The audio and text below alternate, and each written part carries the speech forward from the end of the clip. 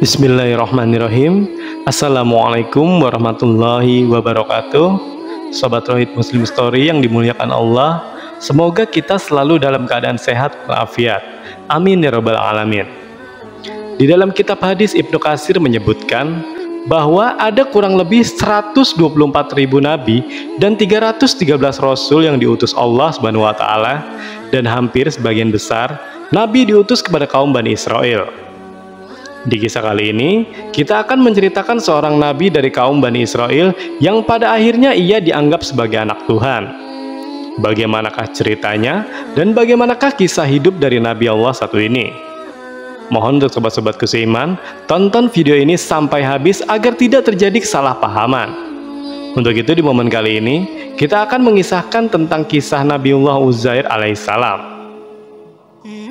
Kisah kali ini ternukil di dalam Al-Quran surat Al-Baqarah ayat ke-259. Namun di sana tidak disebutkan siapa nama nabinya.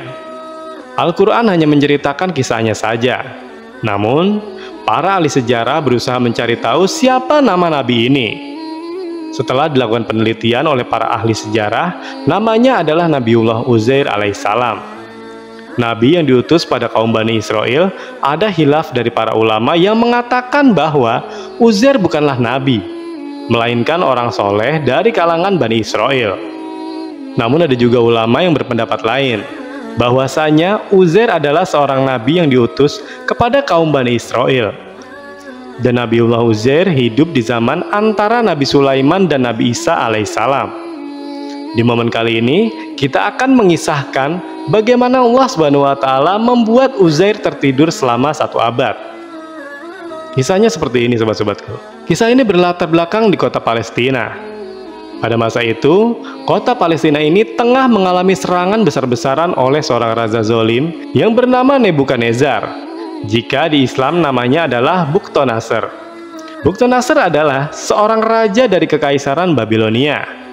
Peristiwa penyerangan ini terjadi kira-kira tahun 589 sebelum Masehi. Ketika itu, kota Palestina hancur lebur akibat penyerangan Raja Bukhtanasar ini. Dengan membawa ratusan ribu pasukan, bahkan ketika itu, kota ini nyaris rata dengan tanah. Dan Haikal Sulaiman pun ikut hancur ketika itu. Dan parahnya lagi, kitab suci Taurat hilang akibat peristiwa penghancuran besar-besaran ini terjadi. Beberapa saat setelahnya, kaum Bani Israel dilanda kepanikan karena tak ada satu orang pun yang benar-benar menghafal isi Taurat. Ketika itu ada seorang nabi bernama Uzair. Nah, Nabi Uzair ini menyimpan satu-satunya Taurat terakhir. Ia menyimpan Taurat itu dipendam di suatu tempat yang hanya dia saja yang tahu di mana lokasinya. Pada suatu hari, Nabiullah Uzair dikisahkan hendak pergi keluar rumah bersama himarnya. Himar ini kalau di bahasa kita adalah keledai. Sebelum ia keluar rumah, ia dibawakan bekal makanan berupa buah tin, buah anggur, dan beberapa bejana air. Maka berangkatlah Uzair dengan menaiki keledainya. Di sepanjang jalan, ia melihat pemandangan kota Palestina yang hancur lebur. Dan tibalah Nabiullah Uzair di suatu tempat. Ia merasa lelah dan hendak beristirahat sejenak. Kemudian beliau menambatkan tali kekang keledainya tak jauh dari situ. Lalu Nabi Uzair memakan sebagian buah tin dan memeras anggur untuk diminum airnya, sambil melihat kehancuran kota Palestina. Nabiullah Uzair berkata, bagaimana Allah Subhanahu wa taala menghidupkan kembali negeri ini setelah hancur lebur seperti ini. Tentunya kata-kata ini bukanlah merujuk pada ketidakyakinan Uzair akan kuasa Allah Subhanahu wa taala. Namun, maknanya adalah kira-kira butuh berapa lama kota yang sudah hancur lebur ini bisa kembali indah dan ramai seperti dulu lagi. Setelah beliau memakan sebagian bekal makanannya, ia berencana untuk beristirahat atau tidur sebentar. Ketika itu, waktu menunjukkan siang hari atau zuhur. Uzair mulai membaringkan badannya dan pelan-pelan ia pun mulai tertidur. Sobat Rohid Muslim Story yang dimuliakan Allah, Allah Subhanahu wa taala buat Nabi Uzair tidur selama 100 tahun lamanya. Ada para ulama berpendapat yang mengatakan bahwasanya di peristiwa ini Nabi Allah Uzair diangkat ruhnya dan dikembalikan lagi ke jasadnya setelah 100 tahun. Berbeda dengan kisahnya Ashabul Kahfi, yang Allah Subhanahu wa Ta'ala buat mereka tertidur selama 39 tahun. Ashabul Kahfi Allah buat tidur. Namun Nabiullah Uzair Allah Subhanahu wa Ta'ala wafatkan. Beliau lalu menghidupkan kembali setelah 100 tahun. Untuk membuktikan ke kaum Bani Israel bahwasanya kuasa Allah Subhanahu wa Ta'ala di atas segala makhluk. Allah Subhanahu wa Ta'ala bisa mematikan yang hidup dan bisa menghidupkan yang mati. Semua mudah buat Allah Subhanahu wa Ta'ala. Kita kembali lagi ke cerita. Ketika 100 tahun berlalu, Allah Subhanahu wa Ta'ala hidupkan lagi Nabi Uzair di waktu petang. Seolah-olah ia hanya baru saja terbangun dari tidurnya. Lantas ketika itu, Nabi Uzair pun membuka matanya. Uzair melihat anggur dan buah tin di sebelahnya masih ada dan terlihat utuh. Di peristiwa ini, Allah Subhanahu wa Ta'ala berkata kepada Uzair, "Berapa lama engkau tertidur?" Nabi Uzair menjawab, "Mungkin setengah hari atau 1 hari saja."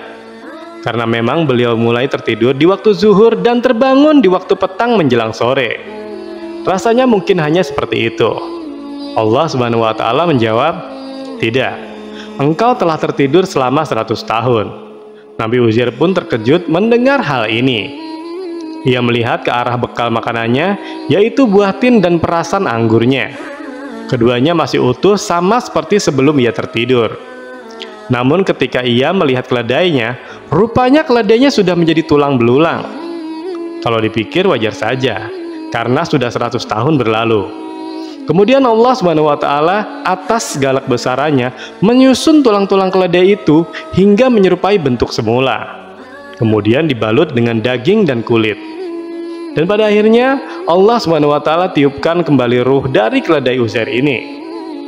Lantas terkejutlah Nabiullah Uzair melihatnya. Keledai yang sudah 100 tahun mati bisa dengan mudahnya dihidupkan kembali oleh Allah Subhanahu wa Ta'ala. Sobat-sobatku seiman, ketika keledai Nabi Uzair dihidupkan kembali, keledainya meringkik ketakutan. Dia pikir telah datang padanya hari kiamat. Di peristiwa ini, Allah Subhanahu wa Ta'ala menjaga jasad Uzair dari penuaan. Ketika dulu ia berangkat dari rumahnya ke tempat ini, usianya menginjak 40 tahun. Dan sekarang usia Nabi Uzair adalah 140 tahun. Namun, tak sama sekali kulitnya, rambutnya, dan bahkan postur badannya menunjukkan bahwasanya ia sudah tua. Allah Subhanahu wa Ta'ala jaga dia dari penuaan ketika diwafatkan selama 100 tahun. Akhirnya, pulanglah Uzair ke rumahnya di mana dia tinggal dulu. Ia berjalan menyusuri kota Palestina bersama keledainya. Ia melihat kota ini sudah kembali seperti dulu dan sudah ramai orang-orangnya. Benar saja, karena sudah 100 tahun berlalu. Kota ini pun sudah mulai dibangun dalam jangka waktu tersebut. Singkat cerita, sampailah Nabi Uzair di rumahnya, di alamat yang sama ketika ia pergi 100 tahun yang lalu. Ia melihat rumahnya yang sekarang sudah sedikit berbeda dengan rumahnya yang ia tinggalkan dahulu. Nabi Uzair melihat di depan rumahnya ada seorang wanita tua sedang duduk. Beliau melihat mata dari wanita tua ini sudah sedikit buta dan sudah sangat rabun penglihatannya. Lalu Nabi Uzair bertanya kepada wanita tua ini, "Wahai nenek, di manakah rumah Uzair?" Mendengar pertanyaan ini, wanita tua ini pun sedikit heran. Dan dia menjawab, "Kenapa engkau bertanya tentang rumah Uzair? Uzair sudah tidak ada. Ia sudah pergi dan tidak pulang lagi sejak 100 tahun yang lalu. Orang-orang menyangka bahwa ia telah wafat. Dan inilah rumah Uzair." Nabiullah Uzair berkata kepada wanita tua ini, "Akulah Uzair yang telah pergi dari 100 tahun yang lalu." Terkejutlah wanita tua ini. Dan dia berkata, "Mana mungkin engkau Uzair? Uzair adalah anak laki-laki soleh dan engkau terlihat masih muda. Tidak mungkin bahwa engkau adalah Uzair." Sepertinya sobat-sobatku, wanita tua ini adalah pembantunya dulu. Jadi ketika 100 tahun yang lalu, Nabi Uzair meninggalkan rumah ketika beliau berusia 40 tahun. Dan di rumah ini, ia meninggalkan pembantunya dan putranya. Dulu ketika ditinggal, pembantunya dan anaknya ini berusia 20 tahun. Dan berarti, wanita tua ini sekitar usianya 120 tahun. Dan Nabi Uzair saat ini berusia 140 tahun. Lalu wanita tua ini berkata lagi, "Uzair adalah orang soleh. Dia adalah seorang nabi utusan Allah Subhanahu wa taala. Dan Uzair mampu menyembuhkan penyakit apapun atas izin Allah Subhanahu wa taala. Kalau engkau adalah Uzair, berdoalah kepada Allah Subhanahu wa taala, mohon padanya sembuhkan kedua mataku ini, untuk meyakinkan bahwasanya dirinya adalah Uzair yang pergi 100 tahun yang lalu.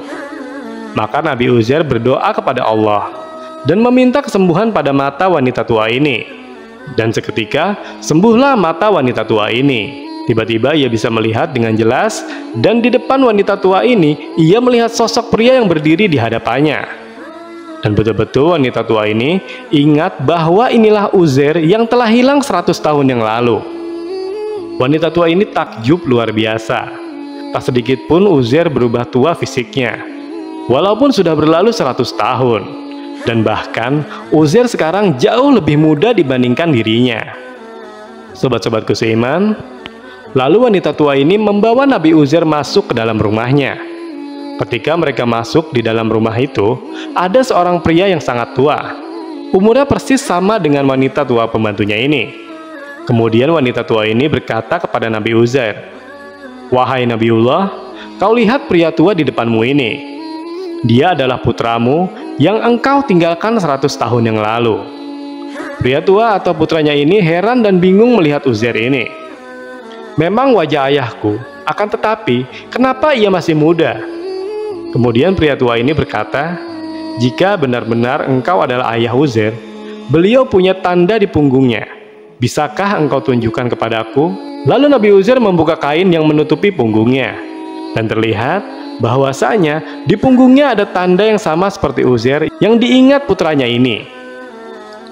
Setelah melihat pembuktian ini, akhirnya putranya Uzair yang sudah tua ini menangis dan berkata, "Benar, engkau adalah ayahku yang telah hilang 100 tahun yang lalu, dan aku adalah anakmu yang kini usiaku sudah 120 tahun.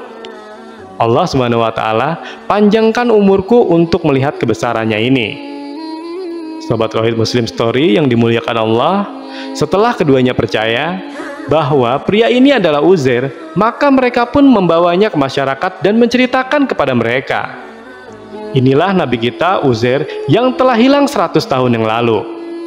Atas kebesaran Allah Subhanahu wa taala, ia kembali kepada kita." Mendengar kabar bahwa Nabi Uzair telah hidup lagi, orang-orang pun berdatangan ingin berjumpa dengan Nabi mereka. Karena ketika itu, yang paham akan isi Taurat hanyalah Nabi Uzair saja. Dan rupanya, Nabi Uzair hilang, maka isi Taurat pun terlupakan begitu saja. Karena tidak ada seorang pun yang benar-benar menghafalnya. Dan ternyata, memang Nabi Uzair ini satu-satunya orang yang menyimpan lembaran-lembaran Taurat. Dan hanya beliau saja yang mengetahui di mana ia simpan. Lantas ketika itu, orang-orang Bani Israel menanyakan tentang lembaran Taurat tersebut. Dan Nabi Uzair mengajak mereka bersama-sama ke suatu tempat di mana ia simpan lembaran Taurat tersebut. Maka berangkatlah mereka secara beramai-ramai, lalu ketika sudah sampai, diangkatlah lembaran Taurat tersebut. Namun karena sudah berusia 100 tahun, lembaran ini rupanya sudah rusak, dan tulisan-tulisannya pun sudah tidak terbaca lagi. Nabiullah Uzair pun bingung karena bagaimana ia akan menyampaikan isi Taurat kepada Bani Israel. Sementara lembaran Tauratnya saja sudah tidak terbaca. Kaum Bani Israel pun lemas mengetahui hal ini. Harapan satu-satunya adalah Taurat ini. Namun ternyata sudah rusak dan tidak tahu lagi bagaimana caranya menyatukan kembali. Ketika semua orang berputus asa, pada peristiwa ini Allah Subhanahu wa taala menunjukkan kebesarannya kepada utusannya ini. Tiba-tiba Uzair hafal isi Taurat dari awal sampai akhir. Lalu saat itu Nabi Uzair melafazkan Taurat dan kemudian dicatatlah kata-kata Nabi Uzair oleh orang-orang Bani Israel. Dan dari sinilah muncul kesesatan kaum Bani Israel. Ia menganggap bahwa Uzair adalah anak Allah Subhanahu wa taala.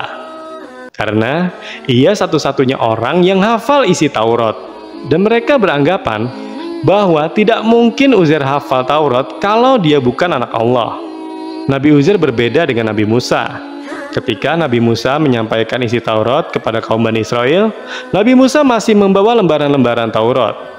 Nah, kalau Nabi Uzair, ia menyampaikan isi Taurat tanpa lembaran. Dan dari sinilah timbul penyimpangan bahwasanya Nabi Uzair adalah anak Allah. Padahal Allah SWT lah yang meletakkan hafalan Taurat di hati Uzair, sehingga Nabiullah Uzair hafal isi Taurat dari awal sampai akhir. Wallahu a'lam bishawab. Jadi itulah kisah tentang Nabiullah Uzair alaihissalam. Baiklah, semoga kisah kali ini dapat memberikan kita semua manfaat dan pelajaran. Sampai jumpa di kisah-kisah seru dan penuh makna selanjutnya. Saya akhiri. Wassalamualaikum warahmatullahi wabarakatuh.